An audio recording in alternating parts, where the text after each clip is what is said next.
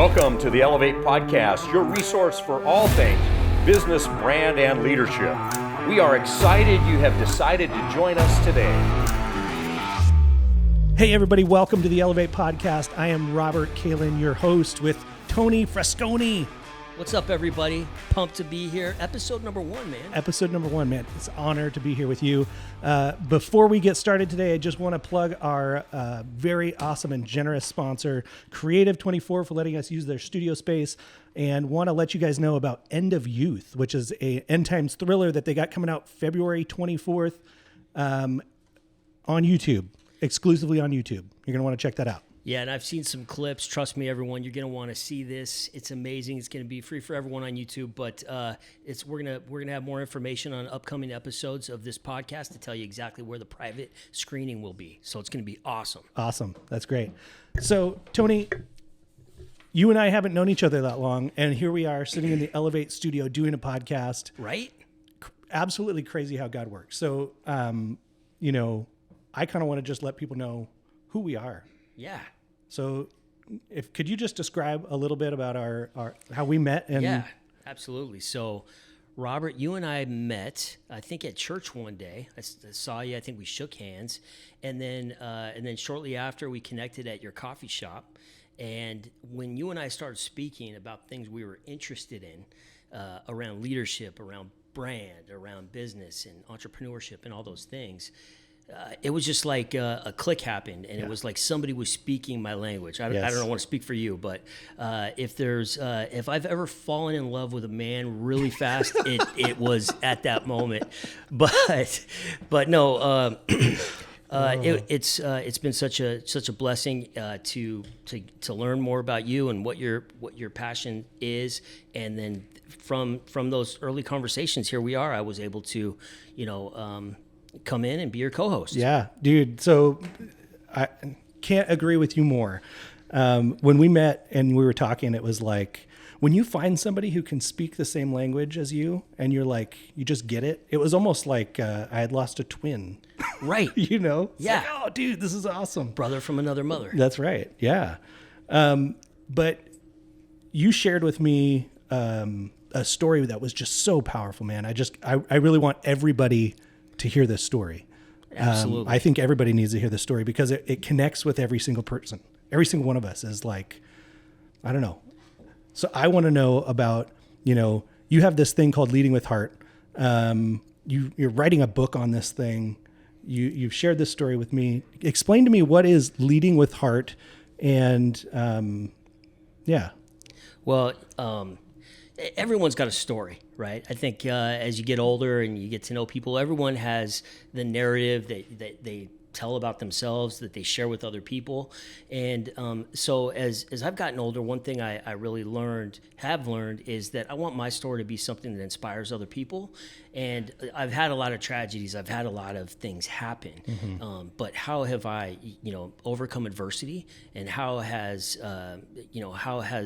God showed up to, always, open another door and find another place to move forward. And so I'm passionate about sharing my story, leading with heart. What is leading with heart? Everyone talks about, hey, let's lead from the heart, and that can look like a lot of different things. But for me, leading with heart is what I'll share in future episodes. And what I do is use heart as an acronym, mm-hmm. and I break down honoring yourself, having hope, healing with the H, and then I use the E, means eradicating excuses and evolving. From there is being aware, taking action, and then from there we have time, using the time that we have in the best way that we can. We always have time until time runs out. Yeah. For me, time ran out a few times related to the heart. And so that's, I think, where we really connected when I shared with you my passion to talk about leading with heart, because it is intimately connected with me, because I've had 3 heart attacks between the ages of 28 and 38. And each time it was different, and each time went through different ups and downs related to health and being faced with mortality at a young age. And then later in 2019, my daughter Poppy, who was 8 months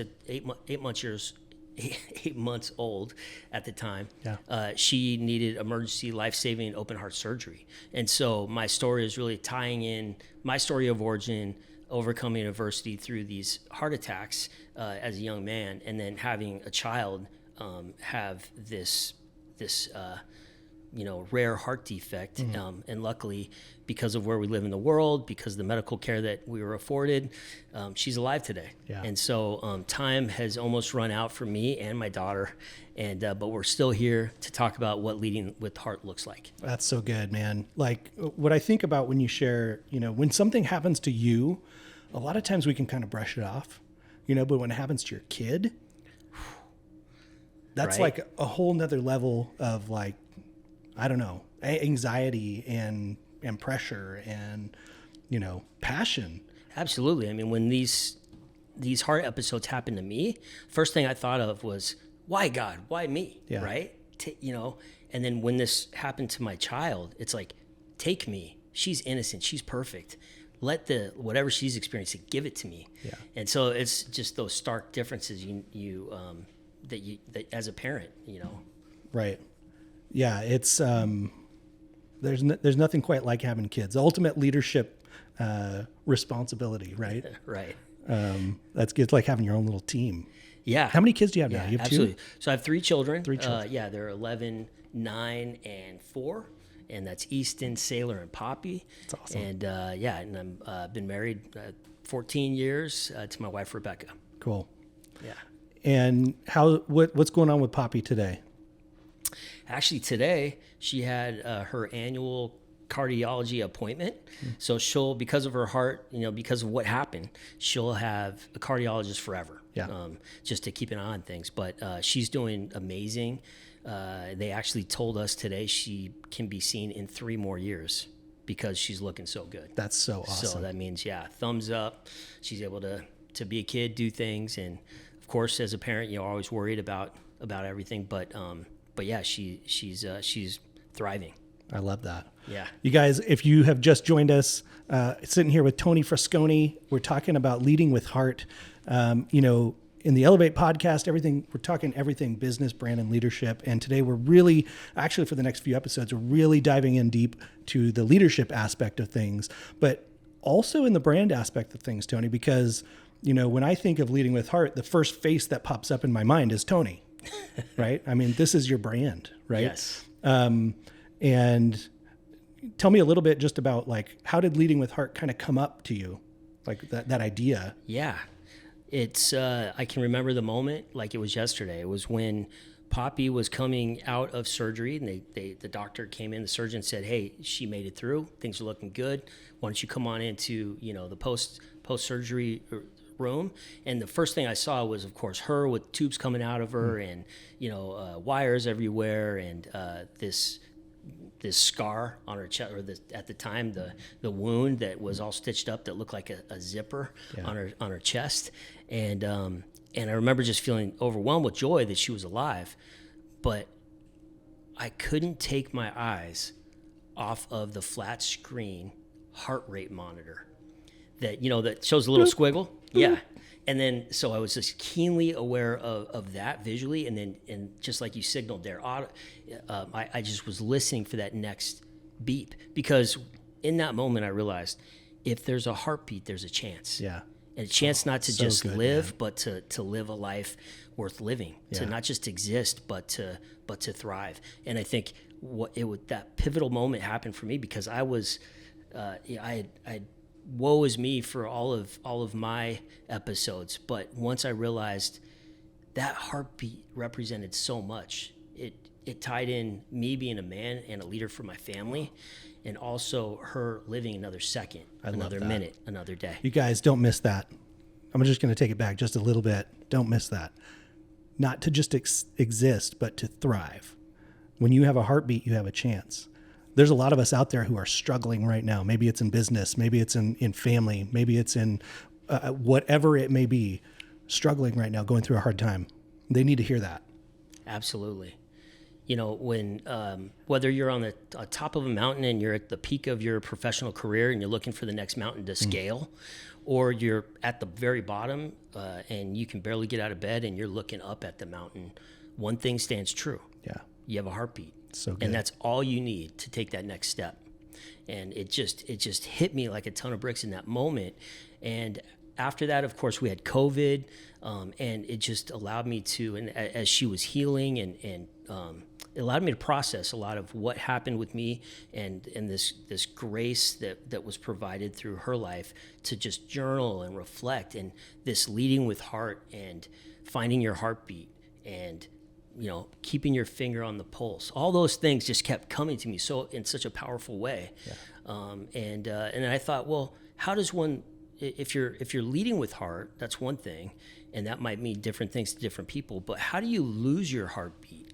You know, if you think of it metaphorically over time, how do you lose your pulse? And for me, my story of origin as a young boy, when I was 5 years old, as a young boy, I had it all. I had, a family unit, had a home on a cul-de-sac with a pool, shared a room in a bunk bed with my brother, and just were you on the top bunk? Everyone's curious right now. Were you on the top bunk or the bottom bunk? Yeah, I'm a top bunk guy. Okay. He was 6 years older than me, but I fought cool for that. Big brother. Yeah, I fought for the top bunk. That's awesome. But one day, kind of in that time frame, my mother came and said, "Hey, Tony, I'm going to leave for a little while. I need to step away." And then she was just out of my life from that moment. And the next thing I remember is for sale sign in front of the house, and we're living with friends and family, and my dad's trying to keep the family unit together. And so I think at that moment, as a young boy, I lost a little bit of my heartbeat. Yeah. And I've had to grapple with that as, a young teen and a young man. I think there's a lot of us out there who can relate to the fact of, like, when tough things happen, it crushes you a little bit and it steals some of your heartbeat. That when something doesn't go your way, or it doesn't go the ideal, or maybe a tragedy strikes, that we get crushed a little bit. We lose our heartbeat. But it takes a reminder like you to come in and be like, hey, you guys, if you have a heartbeat, you still have a chance. You can make a difference in the lives of others and have positive impact. It just requires you to show up. Absolutely. Right? Yep. And well lead said, with my heart, friend. man. Well said. Yeah. Couldn't have said it better. So in leading with heart, how has this kind of developed over time? Well, one thing that came to mind as I was journaling, I went and researched a little bit more about just the physical heart and what kept me alive, which was stents that were placed in the lining of my heart in areas that were blocked. So I did some research on where did the stent come from? And you know what I found? I found that in the late 1800s, there was a dentist named Dr. Charles Stent who pursued his passion of perfecting a dental implant. And that story by itself led to, eventually in the mid-1980s, was the first coronary stent that was placed. And so... No way. Yeah. And amazing. It was amazing. So basically you have this person that is pursuing their passion, leading with heart, finding their own heartbeat in life, and that impacts generations after them. And it started with an idea that had nothing to do with the heart. Right. You got saved by a dentist from the 1800s. Yes. Impacted your life. Right. And I think we can look at things like that and look at people over time and everything around us, right? Somebody thought of, somebody had the passion and the desire to make and to invent and to trial. Good. Yeah. You guys, you have a heartbeat. You still have a chance. It's still there. Tony, I'm so excited to be going through this with you and doing a podcast over the next 5 episodes where we get to dive deep into what heart looks like. The next one specifically going into H and really diving into hope. Tell me hope. Honoring There's 3, yourself. right? Yeah. Hope, honoring yourself, and healing. Hope, honoring yourself, and healing. You guys, you're not going to want to miss the next episode. We'll see you there. See you, everybody. Thanks for joining us today on the Elevate Podcast, your resource for all things business, brand, and leadership. For a deeper dive into the content and to get access to resources resources like our free show notes, go to countercultureleaders/podcast and sign up for our newsletter. Hey, don't forget to like, rate, and review and subscribe, and share this content with your friends and colleagues. This is Mike Newman, looking forward to seeing you next week.